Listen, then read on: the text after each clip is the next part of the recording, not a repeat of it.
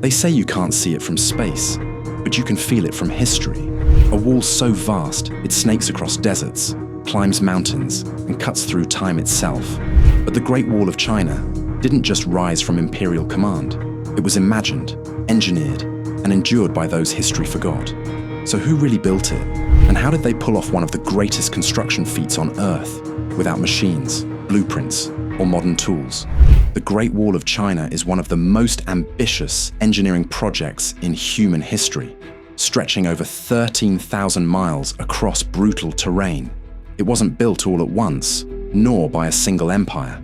The earliest sections date back to the 7th century BCE, simple walls of tamped earth, compacted layer by layer, using basic wooden frames and manpower. Each dynasty added their own innovations. The Qin linked early walls into the first unified version under Emperor Qin Shi Huang, using hundreds of thousands of conscripted workers, including prisoners and soldiers. Later, the Ming Dynasty transformed it. Engineers introduced brickwork, lime mortar, and signal towers, spaced for line-of-sight alerts, using fire, smoke, and flags. And this was no straight line. The wall bends and climbs through deserts, gorges, and snow-covered peaks. Massive stones were hauled by hand. Bricks were fired in mobile kilns near the construction sites. Some stones were lifted up cliff faces using ropes, levers, and sheer determination.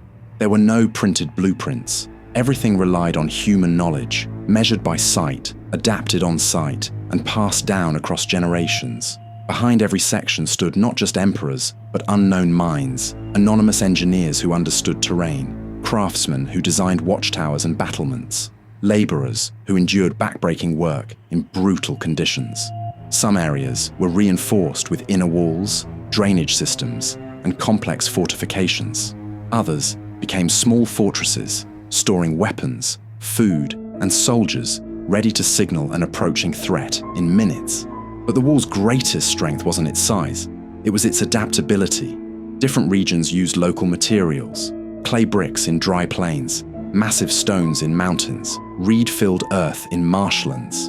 And yet, despite its scale, the cost was human. It's believed that hundreds of thousands died building it. They were buried beneath its stones, unrecorded, unnamed. No monument honors the real architects, but the wall itself is their signature, a structure born of vision, sacrifice, and relentless innovation. Not just a wall, but a legacy carved across the face of a continent. Every forgotten tale deserves to be told. Subscribe to Histovian and keep history alive.